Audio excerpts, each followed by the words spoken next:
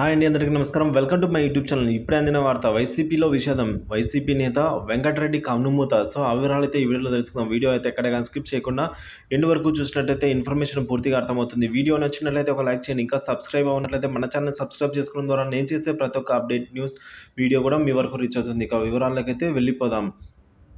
గుంటూరు జిల్లా మంగళగిరి నియోజకవర్గంలో టీడీపీ కార్యకర్తల దాడిలో తీవ్రంగా గాయాలపాలైన వైఎస్ఆర్సీపీ నేత జేసీఎన్ కన్వీనర్ మేకా వెంకటరెడ్డి అయితే కన్ను మూశారండి.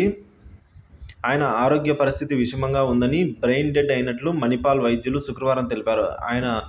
ఆయనను వెంటిలేటర్పై ఉన్నారని చెప్తున్నారు. శుక్రవారం రాత్రి 10:30 వెంకటరెడ్డి మృతి చెందినట్లయితే ప్రకటించారు. ఈ వార్త విన్న వెంకటరెడ్డి భార్య సునీత, కుమారుడు, కుటుంబ సభ్యులు అందరూ కూడా ఆసుపత్రి వద్ద స్పృహ తప్పి పలిపోయారండి వీరంతా కూడా. సో భార్య సునీత ఏడుస్తూ తమకు దిక్కెవరనైతే వేడుకుంది. సో ఈ నెల 18వ తేదీన రాత్రి తాడేపల్లి రూరల్ మండలంలో కుంచన్పల్లిలో ఎన్నికల ప్రచారానికి వచ్చిన వైఎస్ఆర్సీపీ కార్యకర్తలను ద్విచక్ర వాహనాలు ఢీకొన్న విషయం తెలిసిందే అండి.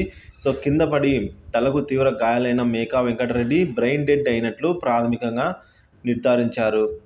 చికిత్స చేసినా కూడా ఫలించలేదు.